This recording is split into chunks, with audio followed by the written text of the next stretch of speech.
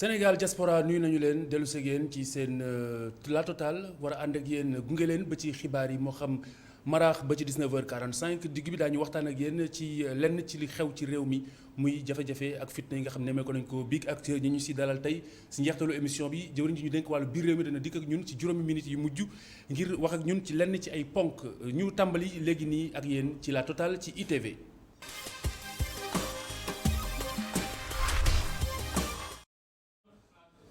ñu door ak xewit wu ñu bari ñaawlu nañu ko ñu bari am nañ si ak njaaxle muy ay xale di ay xale yu góor ak ay xale yu jigéen ay njagamaar yu jamono ji ci mbirum xarala yu bees yi dañu ci faral di def yu daal méngoowul ak cosaan méngoowul ak aada te it ñaawlu wees na ko rawatina ci ay gone ndax loolu dafay méngoo ak loo xamante ne daal rafetluwuñu ko ci ay jikko jëm sax si wàllug sëy loolu ñaari laaj la samp benn bi mooy ana ndax xale yi dañu faf bëtt jéem a dund goo xamante ni seeni at mataleegu ko wala ndax wayjur yi am nañ si lenn ci ay ab cër boo xamante ni war nañ ko matale te matalewuñu ko loolu moom moo sabab gëstu bi Augustin Mandang ànd ak Awa Diop.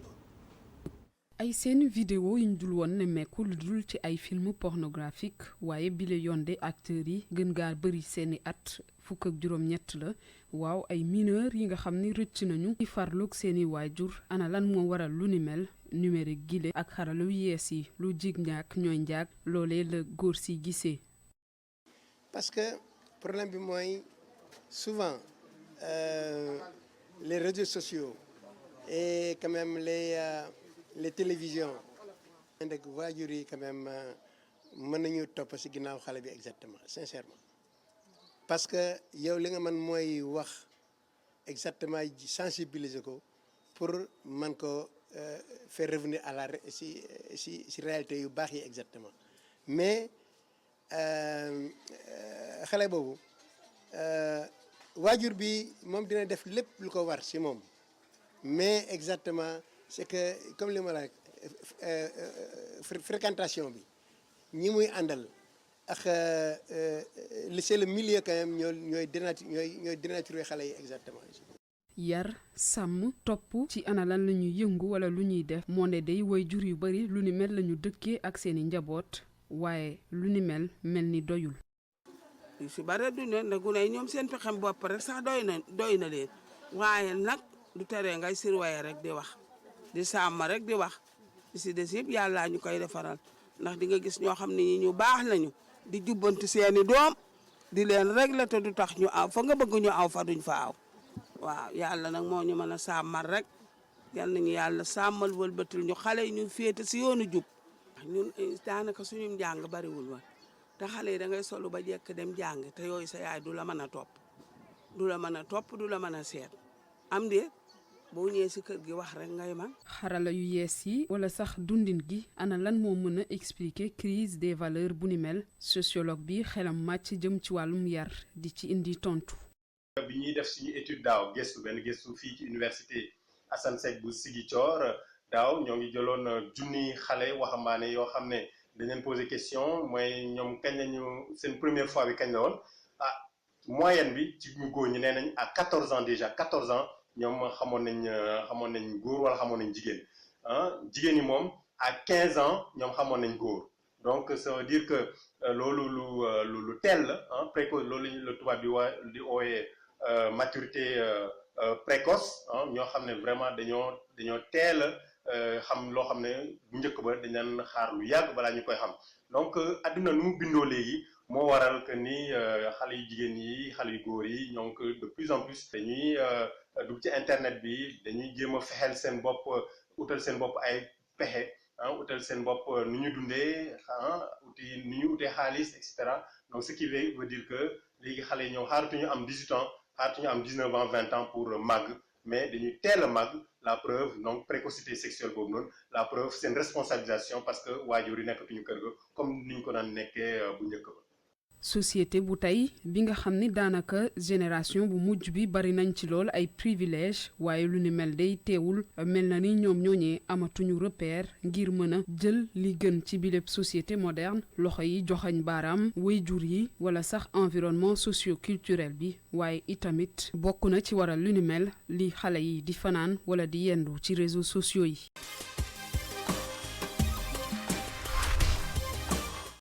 Awa Diop jërëjëf ñu wéy ak yéen ba tey ci la Total ni ñu ko baaxoo ngoon gu jot ànd ak yéen ak professeur El Hadj Songe Diouf mu génneel ñu kenn ci mag yi réew mi kenn ci royukaay yi kenn ci kañu war a jànge wala kañu war a jàngal tey Serigne Fallou doon xalif général des Mourides moom mooy ka nga xam ne ay jaar-jaaram ak melokaanam ak dundinam la ñu professeur El Hadj Songe Diouf di àggee ñu teewlu ko.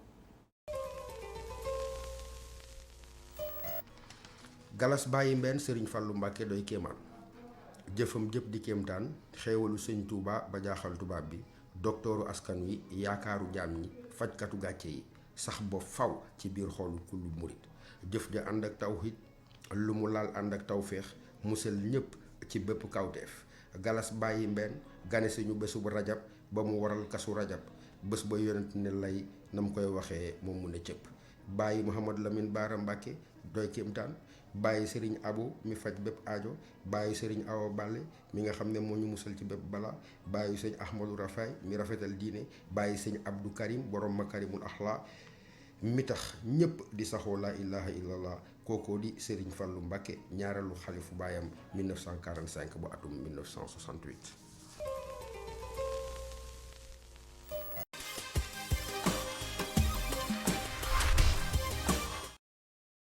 tey dañuy dem daje ak kenn ci doomi réew mi yittewoo doomu aadama ak wér-gu-yaramam muy Idrissa Diack di ku ñu ràññee ci ab liggéey bu jëm ci wàllu xol muy cardiologue waaye ndimbal ak def te yàlla tax bokk na ci li nga xamante ni moom la ñu ko ràññeewee loolu mooy solob daje bi nga xam ni séq na ko ak Ndeye Marième Gueye gannaaw gi daañu dellu seeg moom ci waxtaane mbooleem jukki yi nga xamante ni jotu ko wane wala jotutoon na bokk ci li mu leen waaj a wanaat li léegi nii ñu teewlu.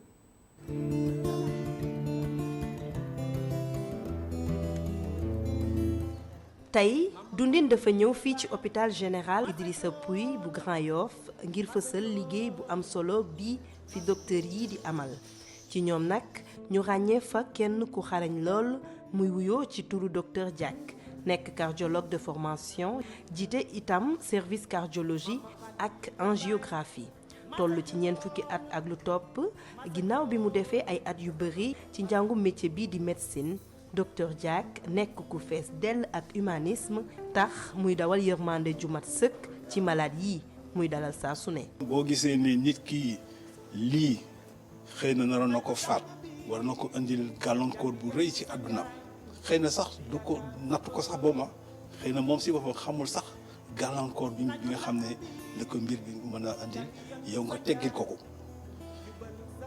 parce que da lay leer ne lii soo ko bàyyee fii la jëm nga teggi ko ko loolu y a pas meilleure satisfaction parce que c'est une histoire humaine finalement foofu y a pas plus grande satisfaction que ça à mon avis parce que tu règles un problème parce que da ngay gis ne nit ki c'est quasiment sûr 100% que nit ki soo ko bàyyee nii lii ma ko ciy fekk te problème bi mu leer na ne yow am ngay jumtukaay yoo xam ne soo ko teggee mu delluwaat fa mu nekk mu jóge woon y a pas pour moi y a pas une meilleure satisfaction morale que cela. pour docteur Diack ki nekk docteur mooy ki fees dell ak xam-xam ba noppi bëgg li muy def te di ko yéwénal askanam.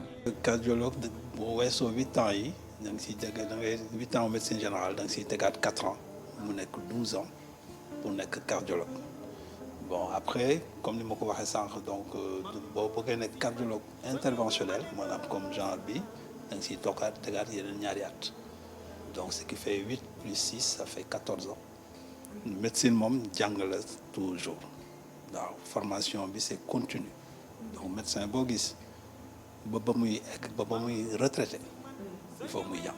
bésu docteur Diack nag nii lay demee saa su ne su yeewoo fajar day ñëw fii ci hôpital bi tey dafay fekk ab malade bu def crise cardiaque ku mel ni malade bi nag dina bëri lool lu mu ko fi jànkonteel ci jamono yii.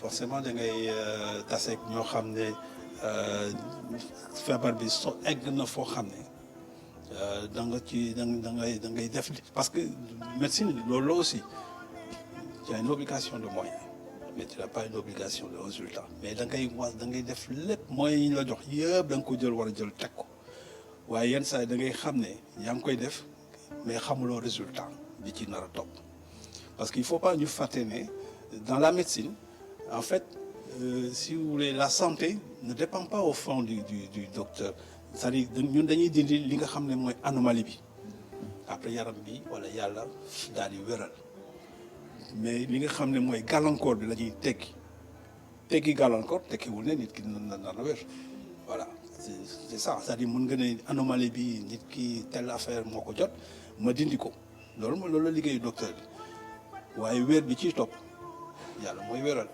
waaw mais loolu donc ce qui fait que yow tu n'as pas une maîtrise sur ça ce que li nga am maîtrise mooy li nga xam ne mooy anomalie bi mooy gàllankoor bi feebar bi nga teggi ko après yàlla wéral donc loolu wéral bi nag waajuwul si docteur bi donc loolu mën na nekk mën nga ñëw nga taseeg loolu après nga def lépp ñun ça nous est arrivé nga def tous les moyens possibles et quand même la personne passe à côté.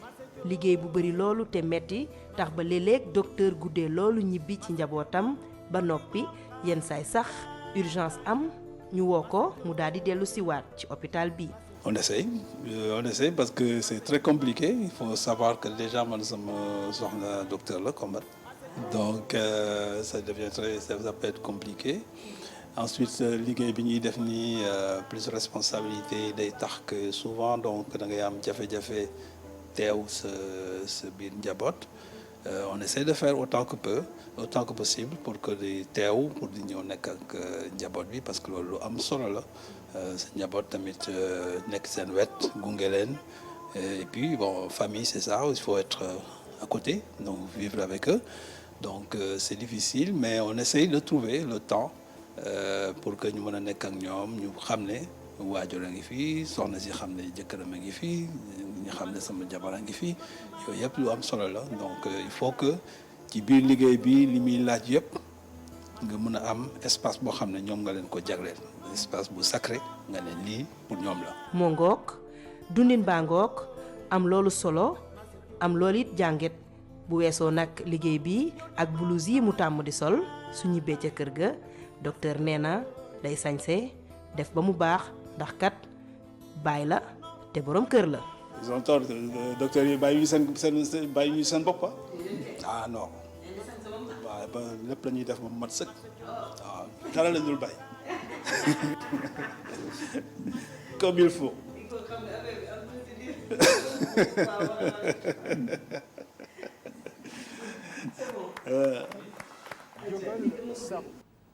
madame Guèye salaamaaleykum.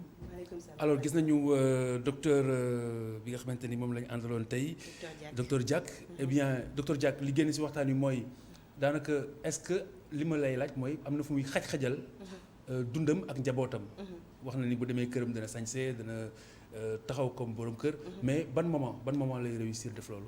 daanaka moment la boo xamante ni du yaatu loolu Khalifa parce que dégg nga ni mu ko waxee nee na 8h dana ko fekk ci hôpital bi léeg-léeg ay 20h lay ñibbi. te léeg-léeg sax mu dugg ci otoom di ñibbi ci yoon bi ñu woo ko ne ko urgence am na te bu amee il est obligé mu ñibbi si waat toppatoo malade bi comme lu ci mel ni ay événement itam léeg-léeg mu dem ba commencé nekk en famille en fait ñu woo ko itam nee na day dëpp ñëwaat ci liggéey bi donc vraiment nee na il faut nga am njaboot gu la comprendre. une épouse vraiment boo xam ne da lay comprendre njaboot gi comprendre la parfois sax daf koy jafe nee na mais bon comme jabaram itam dafa nekk ci métier bi docteur la moom itam donc dina ko comprendre bu baax a baax. très bien beneen bi mooy lu jëm ci mbirum feebar yi xam nga jamono ji dafay jamono bu particulier tout à fait ak pandémie Covid 19.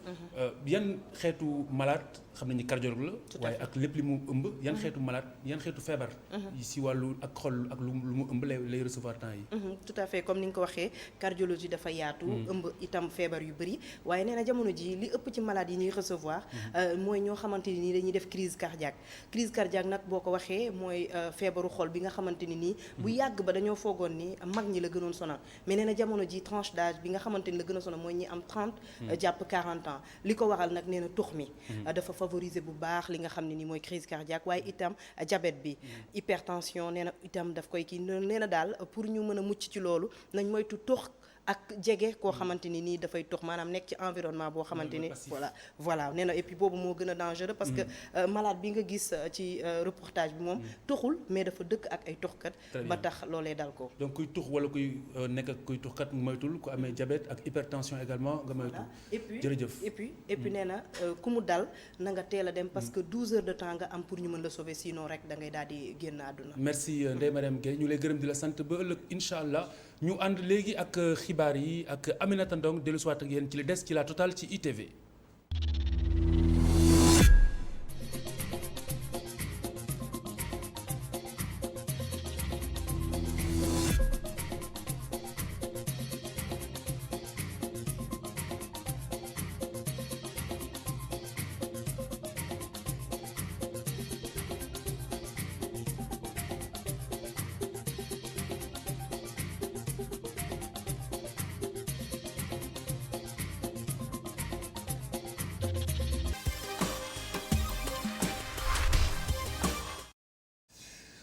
jërëjëf ñu ànd ak yéen kon ci digg bi waxtaanee li nga xam ni moom fi xew biig ak li ñu jàpp ne xëy na moom la jur wala li ñu war a fàggu ba du ñu demee ñu dalal si El Hadj Kassé muy ministre conseiller ñu dénk ko lépp lu jëm ci wàllug art ak culture ci présidence de la République ni ki noonu ànd également ak Thierno Souleymane Diop Niang moom chercheur la ci relation internationale bokk ci waa LEC Afrique asalaamaaleykum sama invité nuyu naa leen.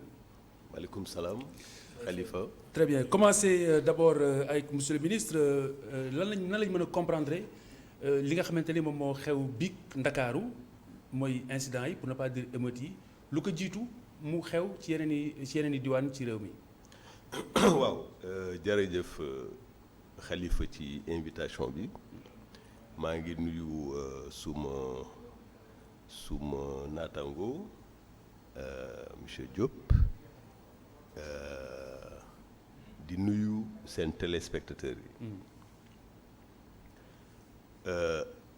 xam nga réew moo gis société boo gis dina faral di am yenn yëngu-yëngu yenn saay li koy jur nag dafa bari te wuuti li xew tubaab mun na ko woowee saute d'humeur. saute d'humeur. waaw saute d'humeur. mun na ko woowee itam ras-le-bol. mun na ko woowee itam exaspération. mun na ko woowee itam colère. yooyu yëpp boo ko jëlee. li muy tekki. mooy am na ñi nga xam ne mënatuñu woon muñ couvre-feu walla yu mel ni couvre-feu ndaxte xam nga am na ay gox nga xam ne nit ki pour mu toog ci biir kër gi surtout temps wu tàngaay day jafe lool. ñi amoon habitude aussi guddi toog ci mbedd mi walla ci place yi di ataaya walla di waxtaan ba xaaja guddi soog a dem ñibbi te di am na ay situation buñ leen teree ñuy ci jamono bu mel ni couvre-feu loolu aussi mun na ko indi donc wante man li ma ci gën a jàpp mooy que benn mbir mi am na mais ay jeunes ñoo ko def du soulèvement populaire du émeute parce que yooyu am na li mu tekki. Très bien. mais mbir mi am na te kenn rafetluwul ko. rafetlu ko. Très bien, n'est-ce pas? très bien. Alors l'essentiel c'est que. Oui. mun nañu aussi. comme xam naa loolu moo ñu fi indi. def ci analyse. am ci xalaat. Très bien. pas danañ ci pour gën a juste yaatal. dafay constat. Oui. mais surtout pour mën a expliquer. yenn yi nan lañ ko mën a jëlee alors bañ a Diop lan mooy ni nga xamante ni yow noonu nga comprendre li xew bi. ñaaw lu ko jiitu ñaaw Diop ñaaw. ñaaw c'est ça. ok déjà maa ngi lay nuyu ci invitation bi di nuyu monsieur le ministre conseiller voilà en fait damay jëlaat quelques mots yu mu wax yu important cité na ñetti mots 4 mots plutôt ras-le-bol colère wax ko ci tubaab. et que ñu gis ne kon dafa am benn génération wala en tout cas benn ay mbooloo. yoo xam ne dañu jékki-jékki génn exprimer wu wax li la nga xam ne ñoom peut-être da leen métti. mu mel ni république nangu na ko république bi ñu nekk nangu na yow boo amee lu la métti nga génne ko ci place publique bi après li ñuy déplorer dama koy wax en tant que jeune. parce que mais d'abord comment le comprendre loolu moo ci ëpp solo. wala ñu jàll ci beneen ponk. foofu laay ñëw nii. c'est-à-dire que li mu exprimer la benn colère bu enfui wala benn exaspération wala en tout cas benn mer téye loo xam ne dafa yàgg ci yow te fekk derrière yow comprendre oo dëgg-dëgg lan mooy sabab bi est-ce que communication bi ñëw na ci yow est-ce que li tax ñu téye la seen kër wala ñu ne la tey doo génn wala doo voyager entre Sénégal ak yooyu noonu yëpp est-ce que xam nga ko réellement est-ce que xam nga ko ci langue bi nga comprendre wala est-ce que xam nga ko réellement ci li ngay dund est-ce que voilà loolu noonu yëpp c'est des choses yoo xam ne dañ ko war a comprendre quoi moo tax dama nekk en face d'un philosophe li c'est intéressant xam na lan mooy analyse holistique dafa nekk bëri ay éléments yoo xam ne dañuy impliqué wu dañuy dugg pour comprendre situation bi ñuy dund quoi mais li ma doon wax rek man damay déplorer tout le temps en tant que jeune saccage yi wala yenn dérives populaires yi parce que quoi qu'on puisse dire on est en république te li nga xam ne da nga koy yàq ñun ñoo ko moom quoi. alors c'est bien le problème monsieur le ministre bu fekkente ne ni cité nga yéen ñaar ngeen ànd si ay facteurs yoo xamante ni xëy na ñoom ñoo jur lu ni mel le vrai problème mooy en face il y a un état maanaam nguur la ñu janool nguur moo joxe ay dogal yooyu la ñu jalgati loolu lan lay wund. waaw xam nga nguur dafa mel ni boroom kër. boroom kër nag buy àtte walla buy gérer. daf ko war a def ci ab xel. ci ab xalaat pas ci ab xol. non on est bien d'accord. parce que li ma bëgg a xam mooy. en face il y a l'État donc malgré. li ngeen wax yépp am na lu leen tënk li leen tënk loolu moom la ñu ficci. léegi ficci bi ñu ko ficci lan lay tekki. sa gis-gis. non de xam naa li nga bëgg a wax. xam nga état autorité la. autorité bi nag ñun ñëpp ko nangu parce que état mooy lan mooy Diop Niang lui mooy Khalifa. toi mooy El Hadj man. ñu boole ñun ñëpp muy le nous maanaam ñun loolu mooy état en fait. état ku nekk ci ñun la état nag ni ñu koy définir en français expression intérêt général la. maanaam li nga xam ne dafa soxal ñëpp loolu la état di gérer. mu am ci base bu am solo mooy que force reste à la loi. oui. dañu war a tënku ci yoon. oui. c'est-à-dire état dafa dem. dafa lu tax mu bari doole parce que ñun ñoo réunir ñun ñoo daje. ñu ne état. ku jaarul ci yoon ci ñun. mun nga dal ci moom. mooy le monopole de la violence. maanaam état dañu dem ba ne dénk nañ la. violence légitime. doole dénk nañ la ko. au lieu que man may fayu. ne yow dénk nañ la doole ku jaarul ci yoon mun nga dal ci moom. alors fii situation bu imprévue la. ndaxte xam nga gendarmerie police force de sécurité mënul nekk ci benn quartier couvrir tous les quartiers. beneen bi mbir mi ni muy demee. mun nga ko bañ a prévoir contrairement à ce qu'on croit. man philosophe bi sociologue bi lay interpellé. ficc bi ñu ficci autorité boobu la bëgg a comprendre. mais justement mais yow chaque jour ñu jalgati yoon ci dëkk bi chaque jour maintenant 2 possibilités moo am état bi jéem a comprendre lu tax mu am. wala état bi yónnee ay alkaati ñu janoog manifestant c'est les seules possibilités. donc ñiy wax moom keroog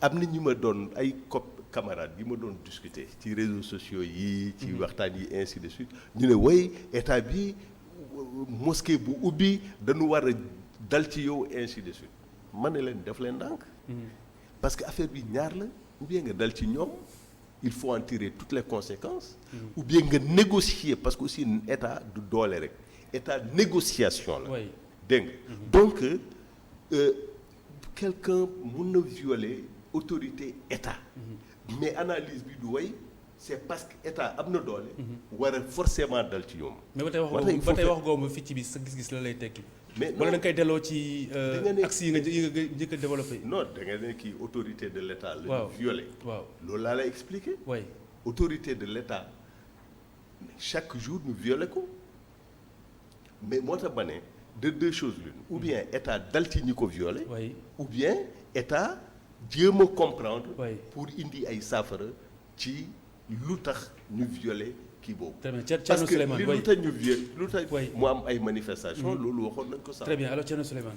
waaw en fait déglu naa bu baax li monsieur ban sens nga jox ficc bi ñu ko ficc autorité bi foofu laay ñëw déglu naa bu baax monsieur le ministre li mu wax mais booy seet en fait manifestation yi am ci dëkk yu bëri ñi nga xam ne ñoo nekk au devant de la scène ce sont des jeunes ñoom ñoo nekk devant ñoom ñooy exprimer une certaine grogne populaire donc loolu la ñu war a comprendre en fait c'est-à-dire que est-ce que ces jeunes là on parle d'état on parle d'administration est-ce que jeunes yooyu noonu ils sont vraiment conscients des lois est-ce que xam nañ ko suñ ko xamul dañ la naan nul n'est censé ignorer la loi d'accord mais bu fekkee ne y a pas une pédagogie derrière est-ce que bu fekk parce que loolu laay wax sànq en fait c'est-à-dire que dañuy dund benn crise ñuy dund benn pandémie ñun ñëpp mu soxal ñu mais kon information bi communication bi dafa war a transversale dem ci couche yëpp bu demee ci couche ku ci nekk xam li la war nga xam ne di nga def li la war ba lii nii du egsi bu yegsee fii nii au-delà de condamner dal ci kaw jeunes yooyu wala dara il faut ñu comprendre lan mooy racine du mal c'est-à-dire que il faut aller au-delà des apparences pour kiir yeneen évidence yi nga xam ne dafa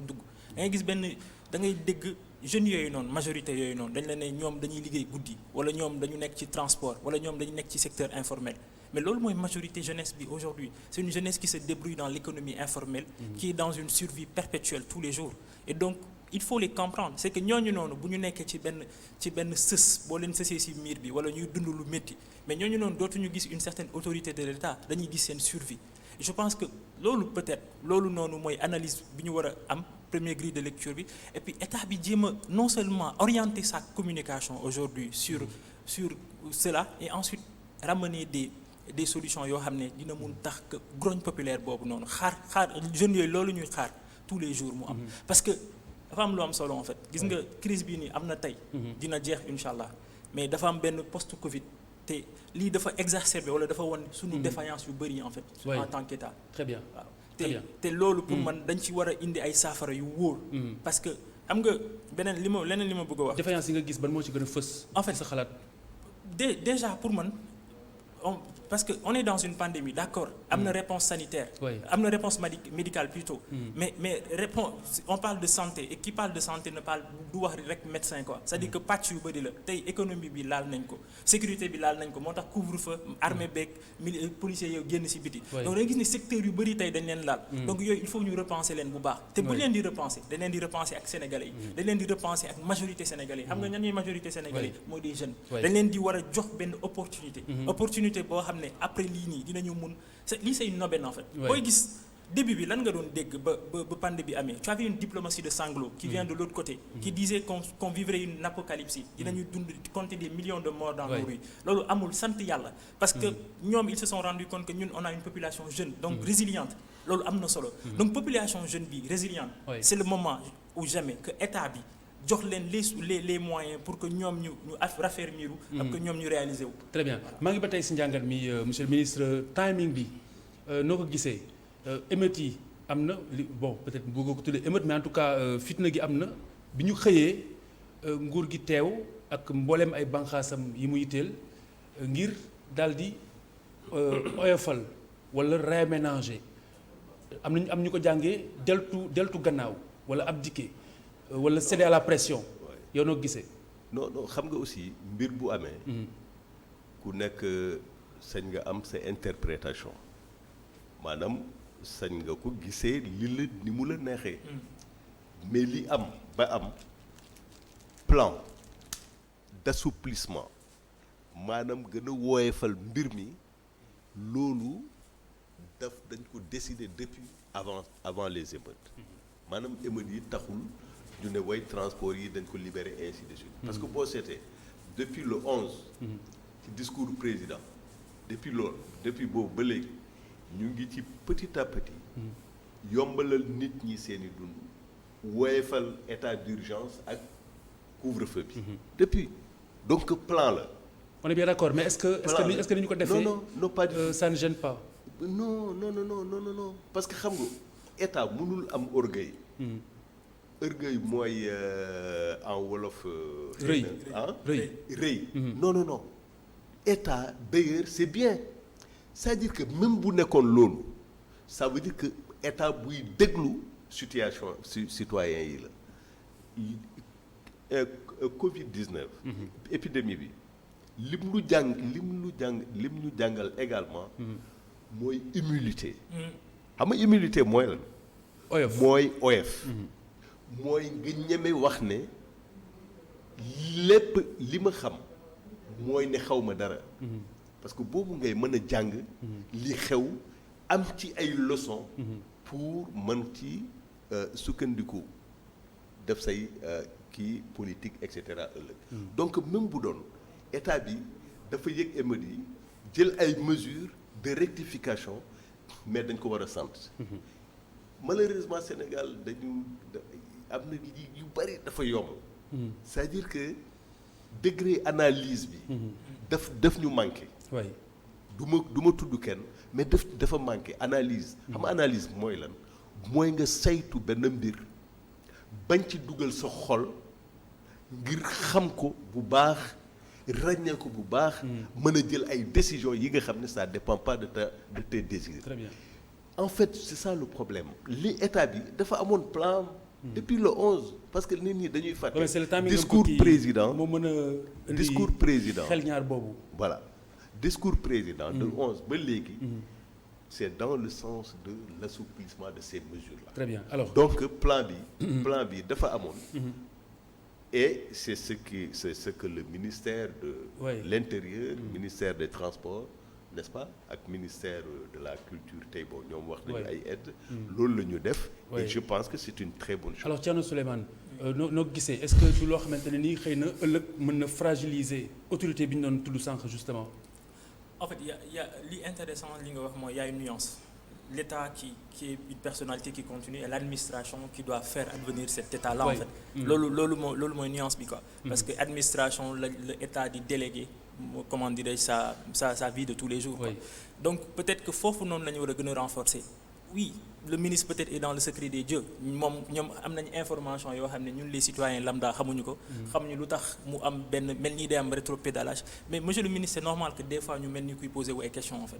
bu fekkee ne dañuy annoncer ay mesures à la veille de ces mesures là ñu dellu ginnaaw ne lii moo gën wala bu fekkee ne dañuy tijji tey yoon yi ab jékki-jékki ne duñ ko tijji et cetera ñun on est des citoyens sénégalais dañu bëgg xam réellement lan mooy information bi wala ce qui se passe. peut-être que le chef de l'État wala le ministre de l'Intérieur il y a un niveau d'information inédit moom moo mun xam parce qu'il a une vue panoramique de la situation moom moo mun xam ce qui se passe lan moo war mais c'est normal que comme li ma doon wax sànq ki nga xam ne dafa nekk dans son petit coin wala maire bi nga xam ne dafa nekk ci banlieue bi di jaay fondé wala nu mu pour mun dundal waa këram wala mbokkam c'est normal que moom mu am yenn frustration yi bu ñu ko nee guddi gi dootoo génn wala dara c'est normal que jeune bi nga xam ne moom il est dans l'économie informelle que loolu noonu rek la am pour subvenir à ses besoins c'est normal c'est-à-dire que à un certain moment ñëpp dañ koy wax mu mel ni c'est benn hymne la quoi dañ ne crise bi daf ñu jàngal que il faut remettre l'humain au cœur du débat et cetera mais ça ne doit pas être juste des vœux pieux ça doit être chevillé par des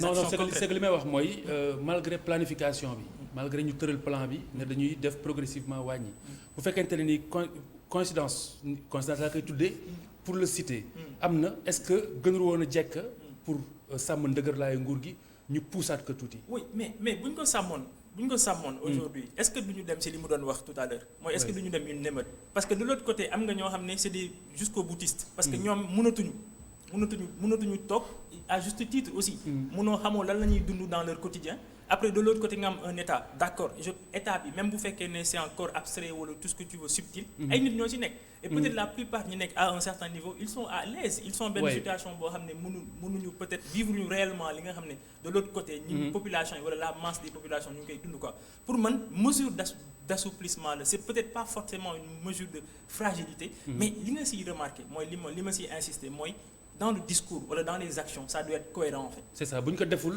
mën nañ tabbi si li mu wax est-ce que loolu dafay wund monsieur le ministre ne. dañu lajj ndimbal li nga xamante ne nii xëy na sumboon nañu ko pour justement bañ a àgg fi ngay wax nii. non parce que nit ñi toogloo woon nañu leen mais toogloo bi dafa am lu mu waroon a àndal. non est-ce que loolu dafa matalewul. xam nga. mosoo gis benn réew ci àdduna si. mën a toog 2 mois 3 mois 4 mois kenn liggéeyul. xam nga loolu amul. dëkk yi nga xam ne ñooñu gën a am alal ñooñu gën a organiser secteur informel presque amu fa maanaam ñii nga xam ne chaque jour il faut ñu dem ci marché yi pour am as toute dépense xam nga dëkk yi nga xam ne yooyu yëpp amul même ñooñu dañu obligé reprendre vie économique dégg nga mesures yi ñu jël yëpp ay séquences la parce que gis nga. non d'accord nañ de dama bëgg ñu analyser benn point bu am importance xam nga rester chez vous bi dafa am lu mu àndaloon léegi li mu àndaloon ndax loolu bu matale woon. non daañu ragal li nga wax ba. mais non mais état mel ni état dafay dellu gannaaw. non loolu étape la woon. c'est-à-dire que gis nga boo bàyyi woon nit ñi defoo dara defoo couvre-feu. waxuloo rester chez vous et consort depuis début crise bi ba léegi. plus de 20 000 cas ngay am dans le Sénégal. non on est d'accord man wax nga loolu de xam nga sànq dafa am lu mu wax. dafa am yow loo wax. moom mu corroborer wala mu dëggal ko un peu en quelque sorte en disant que bu fekkoonte ne nii état bi tegul orgueilam de côté deltu gannaaw mën na gën a am lu mu gën a jur parce que ñooñu secteur informel la ñu yaakaar ak yu demee noonu ma ni bi loolu xewee nguur gi dafa amoon lu mu génne ci ay koppar. transformé ko ak dund ne daf koy jox askan wi xanaa loolu bu matale woon xëy na njort gi ñu doon njort duñ ci àgg loolu laay wax. loolu mënul mat tu sais pourquoi. parce que amul benn état. buy dund ci ay joxe bi ndimbal mi c'est une étape. ci benn étape la woon. dégg nga une étape critique dégg nga mais il n'est pas dit que état bi pendant 1 an 2 ans parce que kenn xamul mbas bi fan kañ la fiy jógee. mbas bu bees la scientifique yi ci seen bopp xamuñu affaire bi nan la demee la preuve c'est que OMS. dafa waxoon chloroquine nañ ko sànni. delluwaat ci ainsi de suite donc il faut ñu humble am humilité. moo tax état bi début bi dafa bloqué ne restez chez vous def couvre-feu.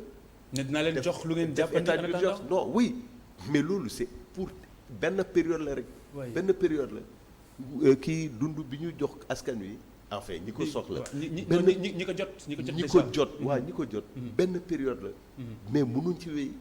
et donc c'est pourquoi mu am plan progressif de relance. wala d'assouplissement des mesures contraignantes. boobu benn la beneen bi mooy que ne. il faut je comprends que. xam nga loolu laa waxoon loolu laa njëkkoon wax que nit ñi mën nañu am seen xalaat ci mesure bi état bi di jël ça c'est tout à fait normal. mais je rassure juste que ne. pour revenir encore ci affaire autorité bi. autorité de l'état du ki da ngay jóg rek ne way force reste à la loi force reste à la loi mais force intelligente doit rester à la loi. beneen bi ma pare ci. may ma rek am naa suma benn grand. moo ko tudd nag dafa ne bon pendant le confinement mais am na benn jamono nga xam ne da ngay circuler ci mbedd yi amul oto donc amul embouteillage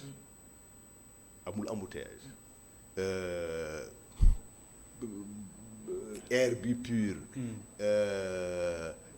boo demee même ci supermarché amul kenn ainsi de suite moom daf affaire bi daf ko neex mais loolu petite bourgeoisie urbaine ak moyenne bourgeoisie urbaine moo leen di neex c'est-à-dire ñooñu mun nañu wéy ci affaire bi pendant 1 an mun nañu surcharger seeni frigo seeni garde-manger et cetera duñ ko yëg mais moo tax état bi donc dafa échec de l'aide alimentaire man loolu rek laay wax c'est que man loolu laay bëgg expliquer en fait bu fekkente ni noonu la dem non d'accord alors loolu non yow ban gis-gis nga ci am bon en fait pour man peut-être il faut oser wax ne peut-être am na benn manque d'organisation parce que lu ñu constaté mooy que am na foo xam ne peut-être yegg si wu fa wala kii mais loolu dañuy ramener ci leneen bu ñu taxaw foofu rek monsieur le ministre pour man dañuy jox aujourd'hui parce que dañuy wax sànq ba tey ne 3 mois yi nga xam ne crise bi am na état d'urgence confinement loo ko mun ci woowee wax nga lu am solo mooy nee nga une certaine bourgeoisie tey mun na nekk à l'aise pendant 1 an kon état bi tey jii nii moo war a créer des bourgeoisies multiformes c'est-à-dire que pour que les classes moyennes mun yéeg et pour loolu noonu pour man bu fekkee ne aide alimentaire boobu ñuy joxe tey jii nii bu fekkoon mun nañ ko développer fii dès le départ ça aurait été intéressant mooy jeunes yi nga xam ne tey dañ fi nekk ñu jox leen ay moyens pour que ñu dem qu'ils travaillent la terre pour que ñu am une autosuffisance alimentaire boo xam ne loolu moo war a doon suñu fierté en fait c'est-à-dire que en fait pour terminer je veux dire mënuñu nekk fii nii monsieur le ministre dans 5 ans 10 ans et cetera am nga discours 11 mai keroog président de la République brossé na benn affaire bu am solo mooy les jeunes yi nga xam ne ils sont en train de faire preuve de créativité de génie mais on l'attend là-bas monsieur le ministre wax ko ne ko mu jël jeunes yi non il en a pris l'engagement mais bu ko waxee kay xëy na moo ñu ko gën a xam premièrement deuxièmement waaw cher ami mais mbir mi daf la bett yow daf la bett waaw daf ma bett askan wi yëpp n'est-ce pas créativité masque yi ay gel hydro mais créativité bi yàgg na fi de on a une jeunesse créative li ko feeñal dañu ne crise comme asiatique yi ni ñu ko waxee révélateur d'opportunité la et de créativité dégg nga def nañu ko mais suuf si état bi mi ngi ci ok c'est la vérité parce que tu as des domaines agricoles communautaires on encourage les fermes, ce qu'on appelle les fermes natangué, et qu'on le veuille ou non, loolu dafa yokk la production agricole dans notre pays. Léegi je suis d'accord avec toi te loolu le président wax. dafa ne moom li mu wax. mooy créativité sénégalais yi. d'abord daf ko saluer daf ko nuyu ba pare. mais il faut ñu jël ay dispositions effectivement ça je suis d'accord il faut ñu jël ay dispositions pour que mu bañ a nekk rek période crise mais comme crise daf ko révéler il faut que état bi jël ay matukaayam pour justement que ça soit quelque chose li ñu rationaliser monsieur le ministre mais dans l'industrialisation de notre pays du ma la dagg mais xam nga lu tax may insister foofu noonu c'est-à-dire on a un président de la République boo xam ne moom c'est un pur produit de l'école sénégalaise moom dafa am parcours boo xam ne dafa naroon nekk au devant de la scène woon jeunes yi ne c'est possible c'est-à-dire que man mon propre exemple montre que c'est possible bu fekkee ne mais waruñu c'est-à-dire que il faut pas sous-estimer cette grogne là il faut pas sous-estimer que chaque fois que il y a des jeunes qui sont au devant de la scène qui montrent qui expriment leur frustration mais parce que am na benn affaire bu ñu taxaw ci contester et pour man parfois j'ai l'habitude de dire que est-ce qu'il n'est même pas avec des amis est-ce qu'il n'est pas un crime nekkul crime nga nekk jeune au Sénégal parce que damay joxe benn exemple xoolal force Covid 2019 bi nga xam ne président force Covid bi président teg en mise en place alors que la majorité des personnes atteintes sont des jeunes même bu fekkee ne y a des porteurs asymptomatiques nu ñu ko munti woowee mais est-ce que am na une présence de jeunes de 30 ans wala de 25 ans dans cette force là mais amul c'est-à-dire que c'est pas juste benn mais c'est quelque chose qui vient du dehors les jeunes yi nga xam ne ñoom ñooy majorité dëkk bi ñoom ñooy avenir et que dans les discours tout le temps da leen di wax leen souvent ils sont mis de côté te loolu dañ ko war a dépasser et le président de la République qui est un jeune président qui est né après les indépendances qui a fait toutes ces humanités dans ce pays là doit être l'exemple doit porter ce leadership là on a besoin de ça. Et il peut le faire en fait. alors beneen affaire mooy li xew démb ak yeneen i fan ci yeneen i ville gis nañu ne évidemment day jur ay rassemblement au-delà de njeexital yi mën a am parce que am na si koo xamante ne ni xaw na say ñàkk bakkanam eh bien loolu nga xamante ni moom moo xew démb mën na fee xewaat fi tey jii lan lañ si mën a jàng bu fekkente ne nii da nga wax exaspération da nga wax colère da nga wax leneen ndax loolu du loo xamante ne nii xëy na mu ngi fi woon te lii nekkul lu dul li ko déclenché en réalité. xam nga kii Khalifa. oui d'abord sur l'exemplarité. Dans tous les discours du président. non je veux dire est-ce que amul je termine. non parce que may ma rek boo ma coupé dañuy perdre du temps une seconde rek une seconde. c'est juste pour dire que. ci discours yëpp depuis le début 2012 ba léegi président dafa mës a revendiquer fierté nekk un produit de l'école sénégalaise. Et dire toujours à la jeunesse que c'est parfaitement possible. waaye mais boobu benn la beneen bi est-ce que amul lu gën a xóot lu nekkoon en latence. Khalifa société yëpp ki couvé. non société yëpp seuil de frustration dafa am. société yëpp. xoolal États-Unis te nga foog ne kii wu George Floyd. oui il y a des rassemblements bi mu amee. mais non seulement il y a des rassemblements. mais dafa exprimer benn affaire ci société bi. France Adama Traoré. keroog dañu. avant-hier xaw ma hier dañu baare périph bi plus de 15 000 personnes ci mbedd mi dafay am li muy exprimer mais évidemment suñu dëkk bi aussi am na li nga xam ne ay manifestations am na li muy exprimer c'est tout à fait normal parce que suñu société on est encore à rechercher le minimum social obligatoire. loolu muy exprimer si loolu laa bëggoon ñëw li muy exprimer laa bëggoon ñëw parce que ku nekk xam na ni soulèvement yi faatu que Floyd jur li muy soulever wala li muy couver ñëpp xam nañ ko. non mooy racisme bi nga xamante ne nii c'est même devenu toléré aux États-Unis léegi jeunes yi Sénégal lan mooy couver loo xamante ne nii xëy na Covid bi ak yi xew ni yëpp. des restrictions daf ko yee. mais xam nga bu ñu nekkoon ci benn situation émeutière. wala ñu nekk ci soulèvement populaire. je suis sûr que vous avez la réponse. attends oui am naa réponse bi. sa question. dina am sens. mais yow dafa mel ni. c'est la première fois ci dëkk bi. mu am ay comment ça s'appelle ay yëngu-yëngu. ci gox yi ainsi de suite. non parce que yooyu ab interroger nañ leen ba am si ay explications. moo tax ma lay interroger si bii. pour ñu am si explication mais explication bi jox naa la ko. non da nga ni colère. exacerbation noo ko waxee sax exaspération et cetera. non waaw mais loolu am na loo xamante ne nii moom la couvé lii ñëw déclenché que. waaw mais justement. léegi li mu déclenché. loolu laa lay expliquer dama ne. société boo gis. seuil de frustration. oui day am. donc on est d'accord parce que. mais tout à fait. tout à fait am na li nga xam ne ça ne dépend pas de toi de l'État ou de moi. c'est des faits de société. faits de société nag lu tax ñu ne da nga koy analyser. c'est juste pour xam lan moo ko jur. ak lan la mën a jur. dégg nga li ma la wax. donc jeunes yi ñoo ni Macky Sall ñu ngi fi xool ñu bu ñu fàtte. en fait dafa wax benn affaire bu am solo. dafa ne mais mosuñu leen fàtte. wala yow da nga foog ne ñun dañ leen fàtte. non moi je pose juste des questions. damay laaj rek. ah bon en fait monsieur le ministre dafa ne. y a des faits yu am yoo xam ne dépendrul ci moom. ci man wala ci état bi. mais même bu dépendrul ci état bi moo war a indi explication yi. parce que pour man quand la République est absente. au niveau des citoyens yi dañuy dem à leur trace. et loolu mooy trace bi nag mun nañ ko exprimer mun nu nekk en fait. et pour man loolu moo tax prochaine étape bi wala les générations futures.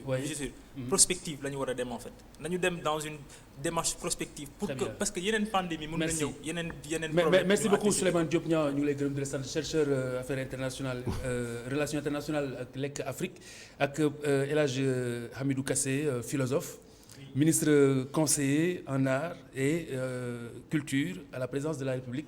ñu ngi lay gërëm di la sant gàttoon na mais xam naa ne yeneen occasion ñu gën ko yaatal ñu ànd ak yéen ci publicité laata ñuy dugg ci xibaar yi ak Assane Gueye 19h45 dans un instant le reste ou la suite de la totale juste après l'édition de 19h45 à tout à l'heure. Comme vous le savez, dans le cadre de la riposte contre la Covid-19, une aide alimentaire d'une valeur de 50 milliards de francs CFA avait été allouée à 1 million de ménages un peu partout au Sénégal. Au port autonome de Dakar, manutentionnaires, superviseurs, forces de l'ordre et dockers travaillent d'arrache-pied pour justement faire parvenir ces vivres à leurs ayants droit à travers le pays et dans les plus brefs délais. Ce soir, nous faisons le point de la situation, mais d'abord, retour sur la première étape, ou plutôt les premières heures de cette opération de distribution. Nos reporters avaient suivi justement le tout premier convoi en partance pour Kaffrine. Sili Niang et Amogo Robert Niang, que nous retrouvons juste après ce reportage. Ce soir, mes chers compatriotes, et je vous le dis avec solennité, l'heure est grave. Une enveloppe de 50 milliards sera consacrée à l'achat de vivres pour l'aide alimentaire d'urgence.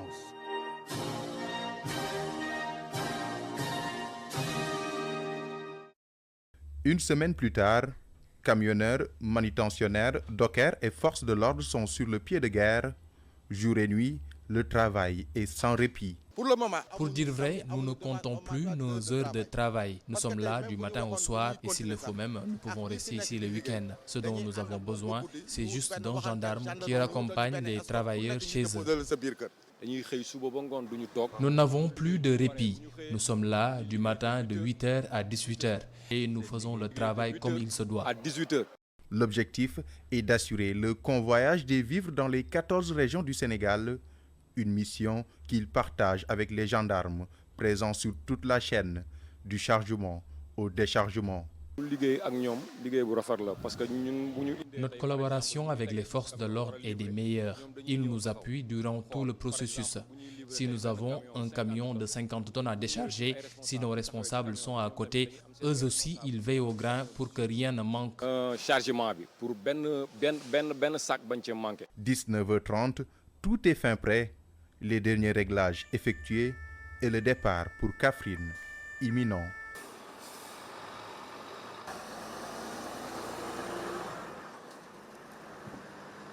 Après 4 heures de route, le convoi arrive dans la région du Ndoukoumane, direction la gendarmerie.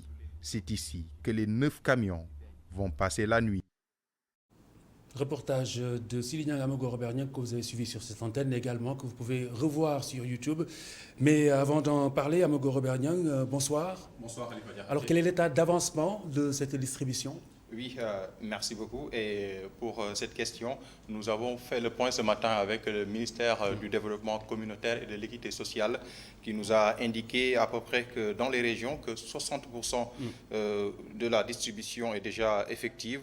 Et à Kédougou, à Sédhiou aussi, la distribution est intégrale, c'est-à-dire que les bénéficiaires ont déjà reçu leur kit alimentaire. Et dans les autres régions comme Tambacounda, Matam, Ziguinchor et Kolda, elle est à plus de 50 voire 60%.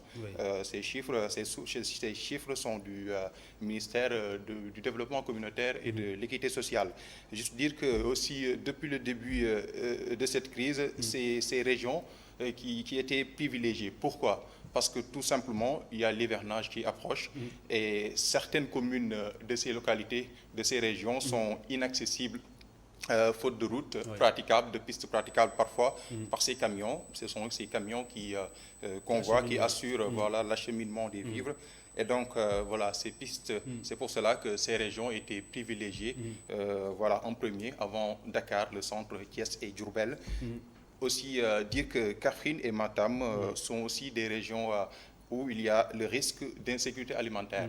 Et ces risques aussi ces régions aussi sont privilégiées. Mais parallèlement, il y avait également une opération de ciblage, ciblage des bénéficiaires de cette aide alimentaire. Alors à Kaffrine, ou à Mbirkilane précisément, où vous étiez, comment se déroulait ce ciblage ? Bon, nous étions à Ségrégata dans un premier temps. C'est une commune de Mbirkilane. Et ensuite à Gadaga, une autre localité de Mbirkilane. Et retenez bien, il y avait sur place quelques problèmes, quelques difficultés auxquelles ces comités de ciblage étaient confrontés. Pourquoi ? Parce qu'ils devaient se limiter à un quota en quota, parce que nous le savons, ces 1 million de ménages que vous venez de citer sont composés par le RNU, le registre national unique, qui est à plus de 440 000 ménages. Et l'autre partie, ce sont les comités de ciblage qui vont s'en charger et voilà, faire le tri et sélectionner les ménages qui doivent recevoir ces vivres. Et dans le reportage, le chef de quartier de Gadaga, il nous disait que voilà, le problème majeur, c'est que parfois il arrive que dans une famille, dans une maison, il se trouvait qu'il y avait plusieurs ménages. Et c'est des concessions. Voilà, des concessions. Il y avait plusieurs ménages. Et une fois sur place, il venait, voilà, il ne pouvait que mettre un seul kit au niveau de la maison. Mais bon, il y avait un peu des problèmes au niveau des ménages. Chacun n'acceptait pas voir voilà, son kit être distribué à un autre. C'est pour cela qu'il y a ce problème. Il y a aussi ce problème de limitation de quotas. Parce que nous le savons, cette crise, elle est mondiale. Et voilà, Kaffrine voilà, est une région, je ne dirais pas qui manque de tout, mais qui manque un peu de tout. Justement. Voilà. Alors nous nous rapprochons un peu de la fin, Amadou Roberniang. Justement, vous avez été pendant 5 jours dans le Ndoukoumane. Qu'est-ce que vous avez relevé comme conséquence de cette crise dans cette région? Dans cette région, je dirais que les femmes sont les plus touchées. Les femmes. Pourquoi? Parce que elles tiraient la majeure partie de leurs ressources financières dans les loumans. Les loumans, ce sont les marchés hebdomadaires. Et à Kaffrine, c'est tous les dimanches. Et voilà, ces femmes n'ont plus cette source. Cette ressource de revenus, cette source de revenus, et c'est ce qui est vraiment palpable sur place. Les femmes, elles te disent carrément que nous n'avons plus de revenus pour venir en aide de nos maris. C'est un peu ça. Et même après la réouverture des Louma, les femmes, ces femmes-là, ont même peur d'y aller. Il y a toujours cette stupeur causée par la Covid-19. Merci beaucoup Amadou Roberniang. Dans un instant, la suite, les 5 dernières minutes de la Totale.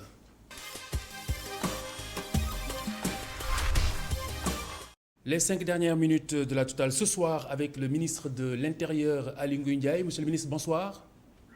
Oui, bonsoir. Merci d'avoir accepté notre invitation. Alors, monsieur le ministre, que peut-on retenir des incidents d'hier soir, pour ne pas dire des émeutes? Bon, disons que nous regrettons d'abord ce qui s'est passé, je l'ai dit ce matin, parce que des jeunes, pour l'essentiel, ont bravé l'interdit. Dans certaines villes, ça avait déjà commencé à l'intérieur du pays. Dans certaines villes, Tamba, Kunda, Mbaké, Touba, Diourbel d'abord, je pense que c'est ça. Et maintenant, hier, on a vu Dakar, Kaolack et Kaffrine et voilà, quelques autres villes. Mais c'est quand même quelque chose de regrettable parce qu'ils le font en défiant en tout cas tous les interdits. Et malheureusement, ça aboutit déjà à l'arrestation de près de 200 personnes, pour l'essentiel des jeunes. Et en plus de cela, nous avons également noté, pour le regretter également, l'accident qui a eu lieu à Kaolack. Heureusement que le jeune Alioune Diouf est encore dans un état stable à l'hôpital. Donc c'est ça qu'il faut regretter de ces incidents d'hier. Très bien. Et que diriez-vous justement à ceux qui estiment simplement que le réaménagement des restrictions liées justement à l'état d'urgence juste au lendemain de ces émeutes est synonyme de faiblesse, que l'État du Sénégal aurait cédé à la pression de la rue? Je pense que c'est peut-être ceux qui le disent ont voulu tout simplement avoir cette lecture. Je dois quand même, Khalifa, vous rappeler qu'il y a quelques jours, nous avions parlé au téléphone. Oui. Je vous ai parlé, donc on était le samedi, ou à la limite le vendredi. Je confirme. Lorsqu'on vous avait donné rendez-vous jeudi pour des aménagements. Donc il n'y avait pas les émeutes d'hier. Ce n'était pas programmé. Les émeutes ou les affrontements d'hier, qui étaient dans les rues de Dakar et ailleurs. Donc on avait déjà programmé depuis le 12 mai, depuis le 11 mai, suite à la déclaration du chef de l'État, des mesures d'assouplissement. Donc ces mesures d'assouplissement concernaient tous les secteurs parce que le président avait demandé la reprise des activités économiques. Donc c'est graduel. Donc c'était graduel. La reprise des activités économiques, ce qui avait justifié que d'ailleurs l'essentiel de toutes ces opérations qui ont lieu ne sont pas des opérations venues spontanément. Quand vous prenez aujourd'hui la reprise de la circulation, déjà en début de semaine ou en fin de semaine dernière, vous avez le ministre des Transports avait suspendu tout ce qui était disposition au niveau des contrôles techniques, tout ceci a repris. Donc avant aujourd'hui. Nous également, en perspective déjà de cette reprise de l'activité, samedi passé, le préfet, sur mes instructions, a organisé une rencontre avec les différents restaurateurs, les barman et autres pour voir comment on doit aller sur la reprise. Donc ça, c'était samedi. C'était pas hier, c'était pas avant-hier. Donc tout ceci a été programmé successivement et aujourd'hui, par rapport au rendez-vous qu'on avait donné, le chef de l'État a demandé hier à la suite du Conseil des ministres qu'on puisse faire en tout cas ces aménagements. Alors justement, venir avec nous peut-être sur l'intérêt de ce couvre-feu entre 23h et 5h du matin. Beaucoup de citoyens se demandent quel est son intérêt. Bon, de toute façon, tous ces gens qui se demandent quel est son intérêt, peut-être ils avaient posé la même question quand on avait déjà changé de 2 heures de temps. Oui. La première fois, il y avait également de l'intérêt dedans parce qu'il y avait une préoccupation qui était prise en compte et qui faisait qu'on avait pensé qu'on pouvait faire dans un premier temps un aménagement de 2 heures de temps. On y a ajouté 2 heures. La journée, ça fait 24 heures. Nous avons également un blocage qui existe à certaines heures de la journée, donc de 23h à 5h du matin. Durant cette période, c'est vrai, il y a des déplacements qui ne seront pas permis. Au Sénégal, il ne faut pas que les gens oublient aussi que les gens se déplacent à tout moment. Dans les grandes villes surtout. À minuit, si vous circulez à Dakar, vous savez très bien, à minuit, c'est pratiquement le jour, donc les vendredis, samedi, dimanche. Tout à fait. Donc, il ne faut pas que en tout cas, ceux qui le disent souvent, ils ne l'apprécient sur la base d'aucun argument technique ou bien, voilà, tout simplement. Très bien. Alors, pour terminer, Monsieur le Ministre, une question d'ordre politique. Nous le savons, les élections locales devraient se tenir au plus tard le 28 mars 2021.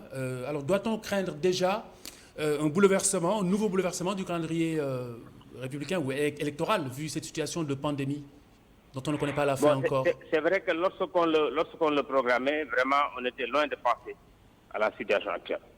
Lorsqu'on le programmait, c'était parce qu'on s'était donné suffisamment de temps pour dire qu'on aura fini les discussions du dialogue politique et les conclusions qui seront sorties de ce dialogue seraient appliquées. C'était ça l'hypothèse de base. Oui. On pensait également que le dialogue serait fini à temps, parce qu'on pensait qu'à pareille heure, en tout cas, on aurait fini le dialogue et on serait dans l'audit du fichier et les autres directives qui seraient en tout cas recommandées par le dialogue. Malheureusement, ça s'est passé ainsi. Je pense que, puisque déjà on est dans un processus donc de reprise des activités, certainement ces activités également politiques vont reprendre, le dialogue va reprendre, et je pense que puisqu'ils n'étaient pas très loin d'ailleurs de la fin de leurs travaux, ils vont finir sous la direction du président Famara, Ibrahima Sagna. Donc s'ils finissent rapidement, ils nous donneront les éléments.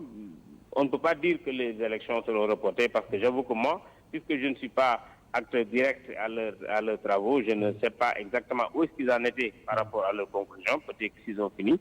Ce qui est important, c'est qu'à notre niveau, on fera de notre mieux pour respecter en tout cas les engagements qu'on avait pris vis-à-vis des Sénégalais lorsqu'on allait à l'Assemblée nationale. Vous avez une idée de la reprise, de la date de la reprise? Une petite idée? Puisque c'est aujourd'hui pratiquement qu'on commence à demander la liberté de circulation, donc certainement le président de la République s'en tiendra avec le président Famara, Ibrahima Sagna, pour pouvoir reprendre donc ces activités. Vous avez dû remarquer également que même durant toute cette période-là, pratiquement, je dirais en tout cas, les activités politiques telles qu'on les connaissait étaient en veille. Donc ça va certainement reprendre comme vous nous connaissez également. Aliou Ndiaye, merci beaucoup. Ministre de l'Intérieur, merci d'avoir répondu à notre invitation. Merci de nous avoir accompagnés dans ces 5 dernières minutes de la totale sur ITV. Merci, mesdames et messieurs, d'avoir suivi ce bloc d'information. Nous vous retrouvons demain, Inch'Allah, à 18h30. Dans quelques minutes, vous serez en compagnie de Malik Tchandoum, And Khair Coronavirus. Merci d'avoir suivi. Au revoir et bonne soirée sur ITV.